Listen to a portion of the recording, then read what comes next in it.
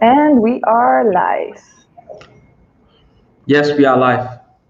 And we are alive. And we God are bless. very much alive, yes, for sure.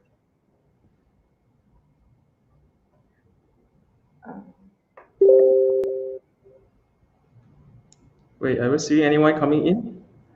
Need to check. Yes, they're coming in. There's a first now.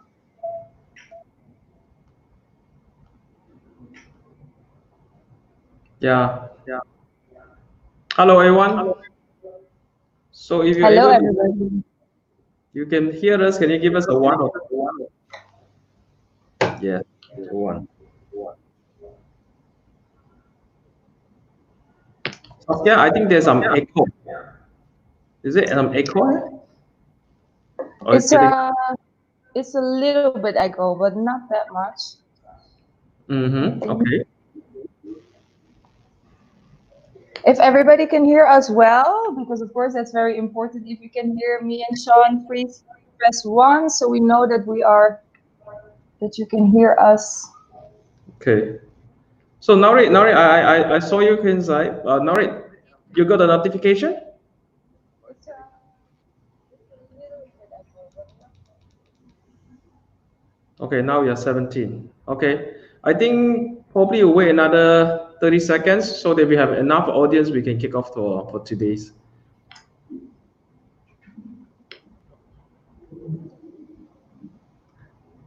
Hello, Kingsley. Hello, Alexander. Hello, Elaine. Thank you for tuning in. Well, it has been a long while since I actually come to this Property Zone Live. It's like what? March. Although I've been doing a lot on my page, this is Mandarin. But it's good to be back with the English. No, I can actually train my tongue as well. My sound got echo. Saskia, are you able to do something about it? I think it's actually because the room where you are in that maybe it's a bit echoing from there. Ah, okay. All right, shall we But maybe start? it helps. Maybe it helps if you lower the sound of your microphone a little bit. The sound of my microphone. Okay. All right. Okay. Yeah, perfect. We start. I think that's the best way. So, hello everybody, ladies and gentlemen that are watching today's IQI Global Property Zone. As you can see, Sean and me, we are in this beautiful studio, and we are very happy to be here. So, my name is Saskia, and I will be the host of today's Property Zone. And this evening, we have a very special and knowledgeable guest. You can see him already on the screen. It's Sean Lee, property economist and coach, and also he's a public speaker. And he's joining us today to give us a holistic view about property market from an economics perspective. So we all as a public that are watching now can have a better understanding of what is happening in the property market and also where it is heading towards. So Sean, thank you so much for being here today. Thank you for hearing me. Thank you. Yeah, perfect. How are you doing, by the way? It's 8. It's It's almost weekend. I can't complain during the MCO period. We are still fine. Yeah. Good to hear. So, Sean, there has been a very heated discussion lately, and this is based on the announcement of the Malaysian Central Bank about the biggest rate cut in a decade. So, can you tell us something about this announcement that has been made? Like, what is it all about? I think by now everyone has been aware. I think you can also probably have done your own Facebook Live, your video, or your infographic about this OPR drop. So basically, this is the moment we have witnessed a history. The history come in two parts. The first history that we witness is basically in the past 10 years, there's never a time Bank Negara reduced the OPR by more than 25 basis points. So this time, they double up the ante and they reduce the OPR by 0.5%, which is in economic terms we call 50 basis point. So this is one thing. Happened in a while, they drop 0.5. Usually they drop by 0.25. Okay, and then the second historical moment we have witnessed just is actually just in this year alone. Just in this year alone, we have three rate cuts, right? We have January we have March, and we have this May. So in total we have cut about 1% just in this year. This is quite a significant movement. And in fact, there are some saying that we could be facing some rate cut and another 25 basis point in July. And in fact, I just read another article. Some of the economists and financial rating agency, they are looking at the OPR will further reduce by another 1%, and ultimate OPR will be 1%. So we are currently at 2, so we are looking at the big drop. Yeah. At a very big drop, almost by half. And what is actually the difference between the Minister of Finance and the central bank? Can you explain that a little bit? Okay. You can see normally this announcement. Okay, the certain announcement will come from the finance minister. So in short, finance minister, what they are having, they are actually utilizing is fiscal policy. Fiscal policy, basically, how they do is basically they will determine the avenue they can use to collect tax. For example, it could be income tax. For example, it could be GST, or now have changed to SST, so on and so forth.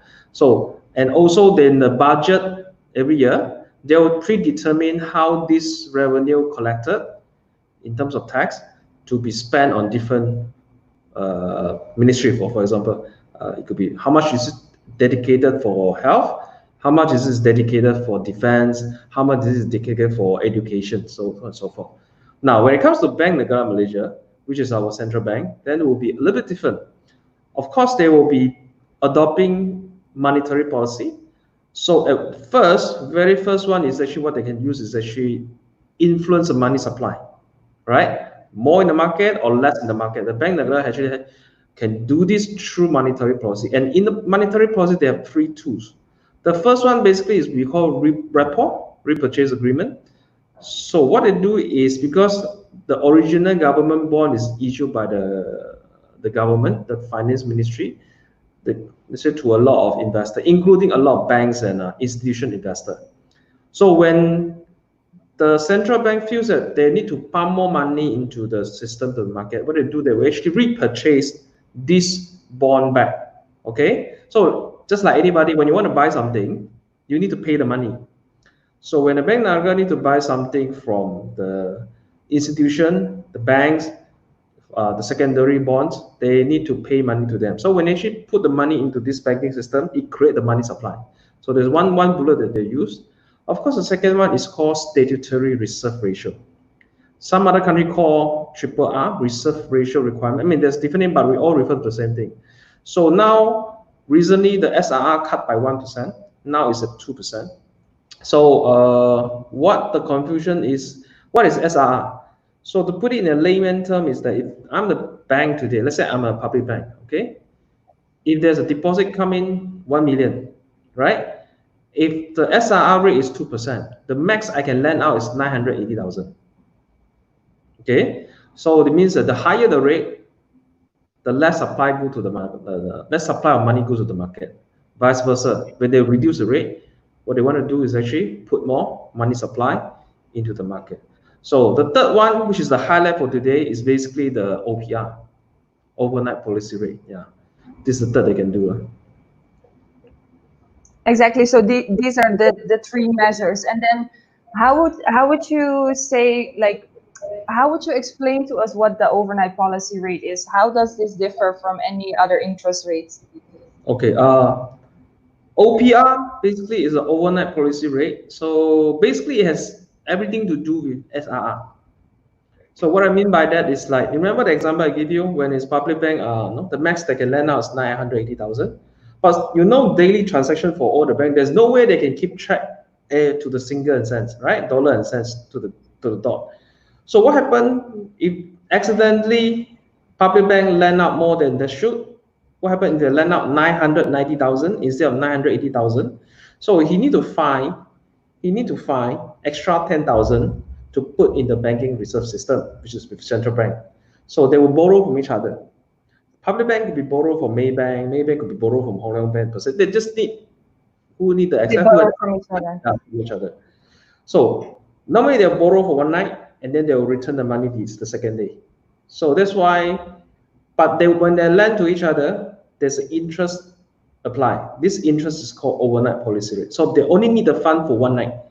That's why it's called overnight policy rate. Yeah. Overnight policy rate, exactly. And then how does this have an impact for us? Because they implement these changes and the rate that they have to pay towards one another. But how does this have an impact on all loans? Does this impact, for example, house loans, or how does this work?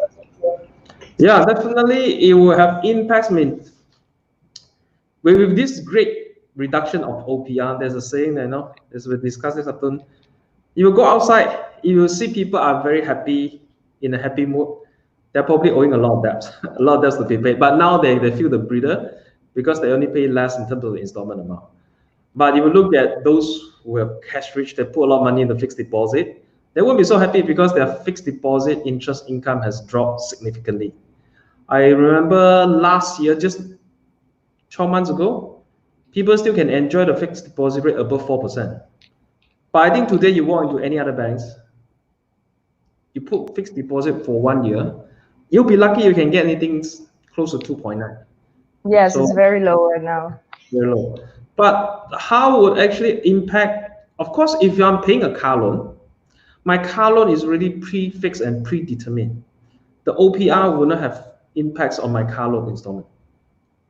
Same goes with credit card until they announce further drop. But so a lot of fixed rate loan would not be impacted by this OPR drop. Okay, but in general, most people like us, they were taking a lot of variable loan. The loan with variable rate, that means a drop of OPR, normally it will be reduce the base rate.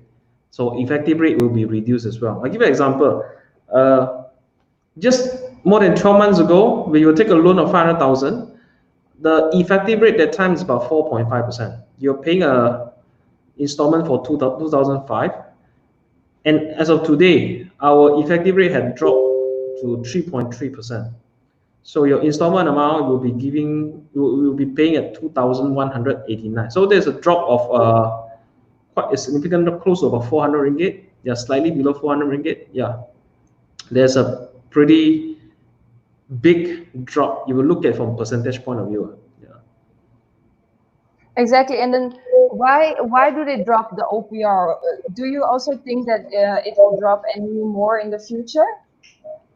Okay, why they drop the OPR? The reason is very simple. They want to encourage spending, encourage borrowing, encourage business expansion, encourage employment. Because when people borrow money for business expansion, they will need hire more workers, create job opportunities. All right. But at the same time, they want to discourage deposit.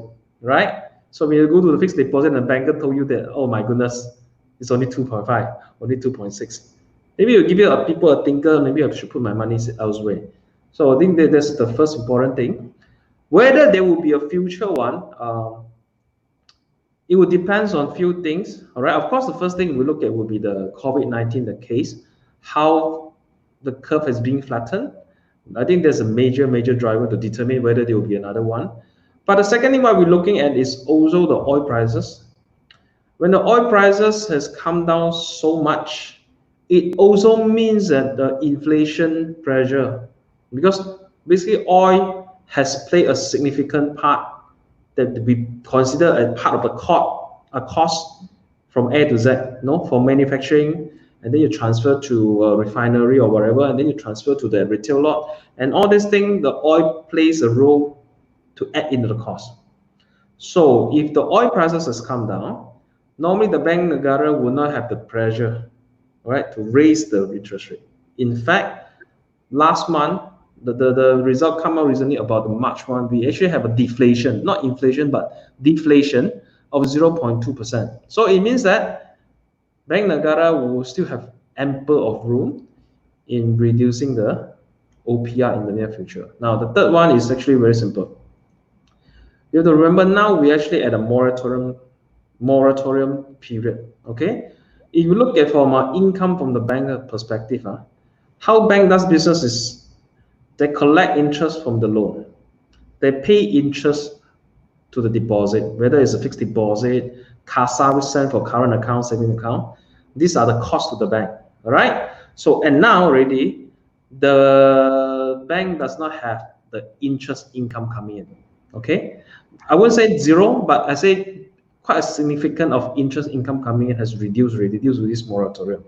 So if the bank further reduce the OPR, it actually allows the bank to pay less interest to the fixed deposit holder as well. So in a way, it kind of help the bank's cash flow.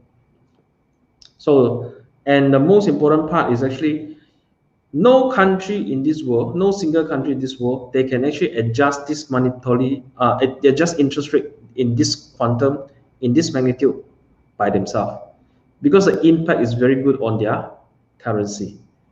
But if all the banks are doing in tandem, people will know that they can do it in a collective synergy. Otherwise, if one country is dropping the interest rate this much, their currency normally is expected to be devalued or depreciate. And there are a lot of funds will be flowing out from this country. But if Malaysia is dropping now, Thailand is dropping, China is dropping, US is dropping, and Singapore is dropping, and then the fund will feel that, no, why should I pull out from Malaysia? Everywhere is the same. So the impact of the fund flowing out from Malaysia is actually reduced, right? Exactly. So in that case, it also doesn't decrease the currency because they are all reducing it at the same time. Yes, yes. This is a collective, collective synergy, I would say.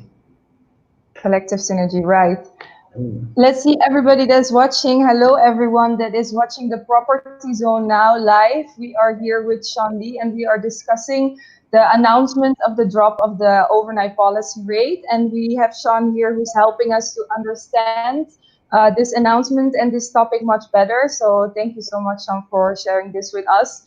And do you think that the drop in overnight policy rate, is it going to be effective to achieve the purpose that they want to achieve? I think different economists has different thought. All right, that's why the English word, different school of thought actually come out to describe economists. Different economists have different school of thought. So what I pick up from the articles is not my view, but I pick up from some of the articles that represent certain views from economists. Is first, this OPR drop may not be able to create the intended result as compared to during normal time. Because why? Because we are already in moratorium. When you're in moratorium, most of us, if we opt in, that means we will choose not to pay anything during this 6-month period, whether it's our car loan or our house loan. We already not paying. Okay? Compared to normal time, a drop of the LPR will reduce our installment. You got more money to spend, correct? Let's say to the case example just now, we can save 300 ringgits, 380 ringgits. Wow, that becomes extra spending to the market because of the OPR drop. But now, because of moratorium, I'm already not paying the installment at all. A reduction in the installment, it doesn't really create additional cash flow for me. So this is one of the things they argue that no, it may not have the intended result if you're looking from moratorium point of view. And then second thing is they want to increase spending, they want to encourage spending. Even though that we know that interest rates is lower, even we actually decide to spend, no? A lot of us are facing limitation. We can't go out. Of course, there are certain things we can do online, right? I've seen people that they claim that they actually spend more during MCO period compared to usual time because Lazada, Shopee is just too irresistible. All right. So, but in general, for normal people, is that there are certain industries just you can't just get the service or product online. You can't get your haircut done online. You can't send your head and to your barbers and then barber cut and deliver back to you. It just doesn't happen, right? You can't do your massage online. You can't do your manicure, pedicure online. But all right. So when they actually adopt this policy, they encourage more spending. There will be a certain limitation of how much it can motivate every single one of you who's watching to go out and spend. There's another question. All right. But exactly. the more important thing is now, if you look at OPR and SRR, actually a lot of people kind of understand the concept. Not OPR is just the rate. SRR is just the money flow. But if you look at I actually paint it in a simple pictures. Okay, OPR will determine how much willingness a customer, end user, willing to put the money from the bank and putting the money, taking the loan from the bank, because the interest rate will actually create a determining factors. The second thing is the SRR will determine how much the banking side are allowed to flow the money out to the market.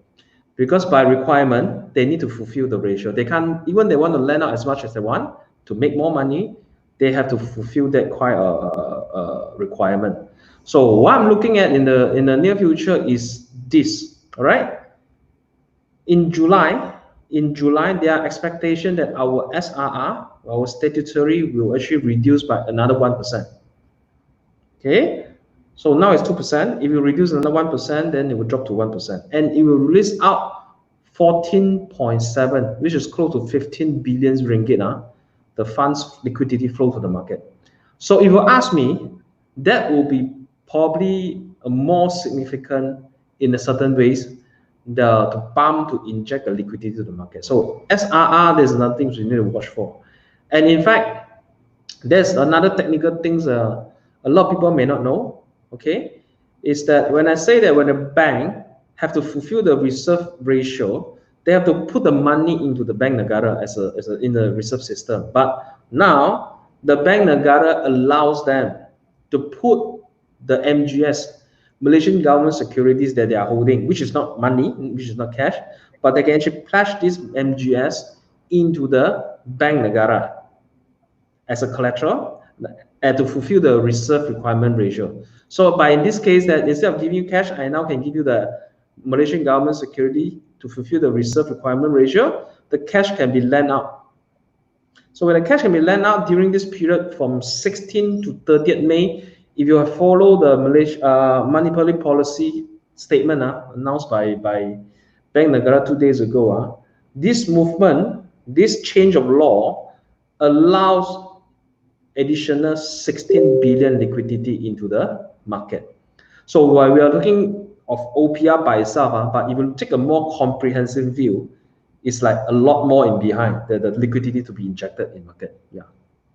Exactly. So you would also say that timing in this sense is actually a really important factor, especially now with the COVID-19 going on and the more, how did you call it again, mortiering that we are in, that is really a determining factor for whether it is effective or not. Yeah. And you would consider the next policy that they are announcing for June, that would be more effective in that case? Sorry? That you consider the next announcement about reducement to be more effective in that case in comparison to the OPR now, or that's uncertain to say? I would say that the SRR, yeah, the changes in SRR drop by 1% will have a more significant impact. Yeah. Exactly. Yes. All right. Everybody that is watching, maybe it's also interesting that if you have any personal questions about this OPR and the announcement made by the bank, and there's some more clarification that you would want to have, then this is the time to also ask your questions to Sean, and he can give you the best advice. So please let us know if there's anything that you want to know. Yeah. So Sean, is there anything else that is really important for us to understand about this matter that we haven't discussed yet? I think pretty much that's it. But one thing is like, because when you actually look at our letter offer, I think many of us are actually have a great interest or have bought a property using the loan before. Actually, if you take out your letter offer, you won't find your loan, your mortgage rate, the spell out OP. Normally, the newer one, they will spell out BR, which is your base rate. Then you have a spread. The spread is remain constant one. And then when you have the BR plus the spread, you have the effective rate, or in short, we call ER. So the changes in the OPR, normally they will impact the BR portion by the same quantum. So therefore, the drop of 0.5% is most likely to reduce your BR for your loan by 0.5% as well. So we have seen the public bank already make the announcement. We have seen CIMB already make the announcement, follow Bank Negara's announcement.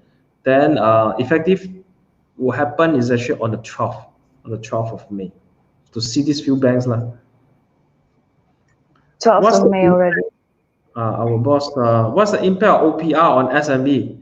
I think eventually the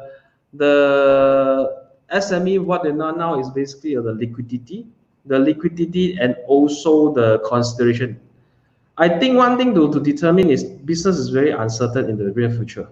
All right. So if they decide to take a loan, the loan has to be paid back. If the loan has to be paid back, and some of the loan they take, there is a interest implied. So when it comes to a person, if they shut down for 2 months, 3 months, when they want to kickstart the business, they probably have to take a lot of costs into consideration.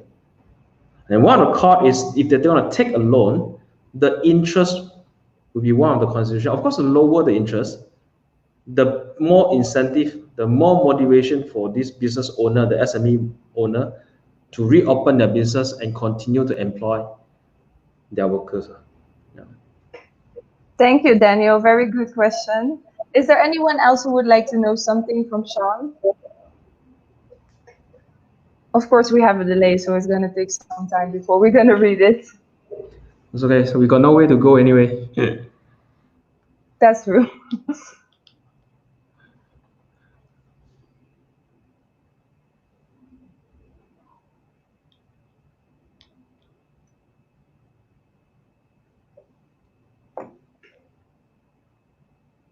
So OPR 2% equals to percentage deduction on mortgage.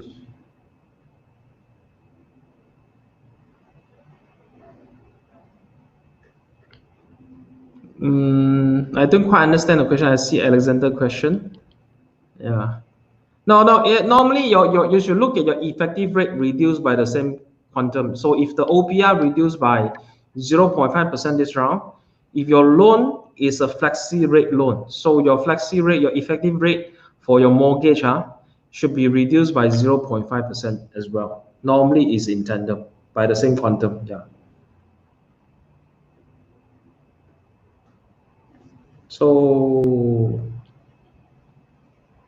by the way, I think since there are so many U-turns in our policy recently regarding the moratorium, at first they say they won't charge our higher purchase accrued interest.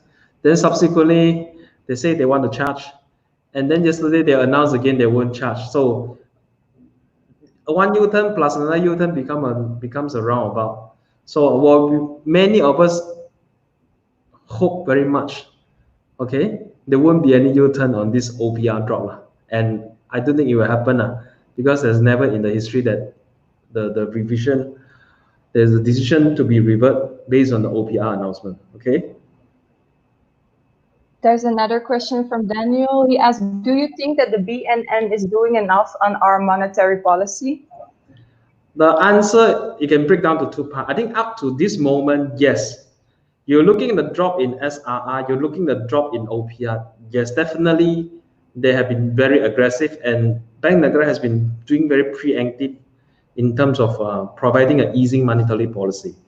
But at the same time, the question had to be asked is, what happened to the future? Do we have more room to cut? I think the answer is yes as well. Because why? Because we have a very low inflation rate, first of all. And then we have, what's the other thing I wrote down here? We have all countries around us is actually bringing down the rate. So if Malaysia continue to reduce the rate, we are not the sole thumb that stand out, and then it otherwise it become a outflow of our foreign investment outflow from our country. And then the third point is actually if you compare benchmark against USD, a US government, the US has bring it down to almost 0%. So if I'm the governor of a central bank, if I were the governor of a central bank, I would probably prefer to be at the shoes of Malaysian central bank instead of US central bank, because come on, it's already at 0%. How much more can you do? It is like your cards is all out, your bullets is all out. The limitation to maneuver in terms of further easing monetary policy is very limited. But Malaysia, even if cut until now, we have still another 1.2 to 1.0% to 2% to play around with. So yes. We are not as far low. So there's more room indeed.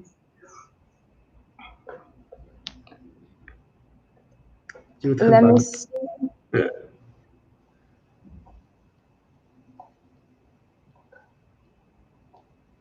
Noel is asking, how long do you think that the OPR will remain low? Let's say that there's another cut in July. How long do you think the OPR will remain low? I think at least will be very for a foreseeable future, because as I mentioned, the inflation rate is low. In fact, we just registered a deflation rate of 0.2%. So normally high inflation rate create a pressure for the government to increase interest rates. So at this moment, I think in the foreseeable future, there is no. So I think that will answer to Daniel's question as well. Are we confident our inflation will spiral upwards? Very two thing is, now the spending demand is kept in bound. That means that a lot of people spending power, a lot of people's spending behavior would be more on the reducing side compared to pre-COVID-19. So without this enormous spending, I think the pressure on inflation is lessened. And then secondly, we cannot run away from the oil price.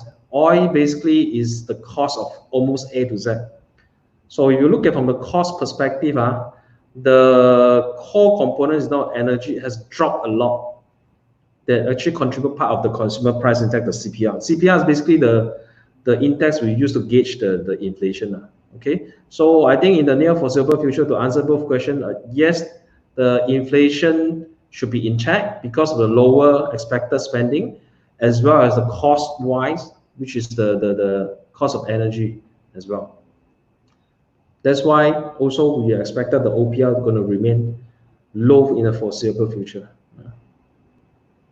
And in fact, no banks like to play around interest rate like stock market, and then this month drop 0.25, drop, then tomorrow or next month they raise another 0.5. It has to be a stable, a graduate changes in the policy. And most of the time, they will actually take a wait and see position on. If they don't know where it's heading, they will take a wait and see position for actually a period of time before they change the direction, right? So just like if you're driving towards Penang, Penang is where you want to go, right? You won't suddenly make a U-turn and suddenly go to Johor without a drastic event happen. Yeah.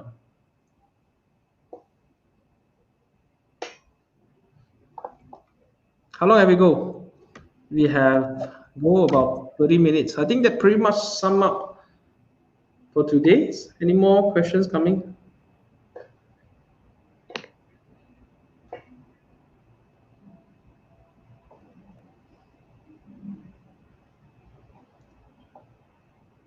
If no, maybe we should let there's another one. Huh? There's another one from Alexander who asks, do you think it is good time to invest in property now?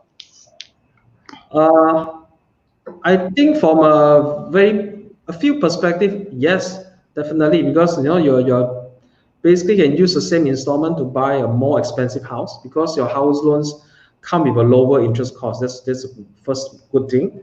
And then the second thing, perhaps you have more bargaining powers, right? That means that if you're looking at subsale, the seller are more open to a better negotiation. You're looking at buy property, of course but always remember this property is a long-term commitment, right? And at the same time, you also have to make sure that whether the industry you are in is very stable, and or also in the next 2 years, you won't be seeing any cash flow problem. You have the cash holding power with you. I think that will be you need to do a self-check on yourself in terms of financial health check, stress test. In the next 2 years, if you pass the things, then you look out and check on the market. It could be from economic perspective, it could be from property perspective. Then you will be you have a very clear vision what you want to do. Yes, from that point, I hope I answer your question, Alexander. Yeah. Thank you, Alexander, for your question. Actually, I kind of like this way of doing is better compared to in actual person, because I get to see the question I myself and have a chance to take the question as well. Yeah. It's good to So have it on the side that you can read along. Yeah, I can agree. So I assume there are no more questions coming. yeah, So I hope that everybody was enjoying this very insightful property life zone here. And if you enjoyed it, please give us also a thumbs up. That would be nice. Some support, Sean. I really want to thank you for today's session and for your very valuable insights on the OPR. I think it was very insightful. I think the public can agree on that. yeah. Is there anything else that you would like to add before we end this session today? Sean, is there anything that you would like to add? I know. I hope the all the complicated and technical stuff is actually give you a good reason to sleep well tonight. Yeah. I hope it will cure your insomnia. But it's a good thing we find out more about this because it's impacting all Malaysian life. Yeah. Exactly. Thank you so much for sharing. And when can we expect you to see live again? Because you are very active nowadays. Probably tomorrow. Tomorrow again. Yeah. But will be Mandarin. That will be on my page. Yeah. Okay. Unfortunately for me, I cannot understand, but there might If be enough people that then you can. will understand. You come in more, you will Yeah, understand. Yeah. exactly. All right, Sean. Thank you so much. Thanks everybody for watching this property zone, and we will see each other soon. So stay tuned. Bye bye. Bye bye.